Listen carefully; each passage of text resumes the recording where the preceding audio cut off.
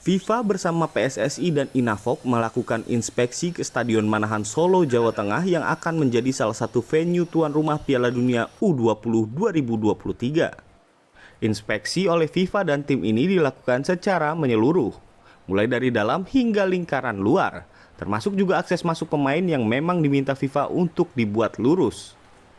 Dua orang perwakilan FIFA terlihat memberikan masukan apabila menemukan sesuatu yang tidak sesuai.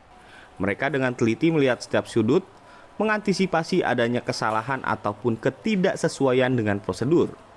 Menurut pemerintah Kota Solo, pengerjaan sudah 60%. Ada beberapa yang masih kurang namun tidak ada masalah dalam pemenuhannya. Untuk sound system yang belum ready ya, masih ada perlu penambahan ya, seperti TV monitor seperti itu.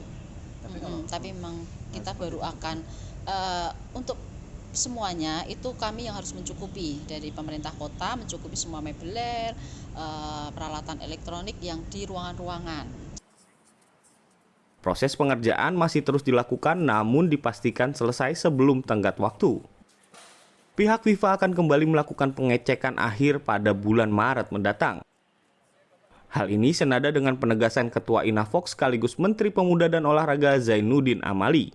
Pihaknya sudah melakukan berbagai persiapan menjelang pelaksanaan turnamen Piala Dunia U20.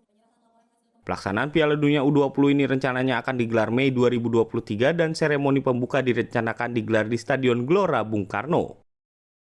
Widi Nugroho, Kompas TV Solo, Jawa Tengah.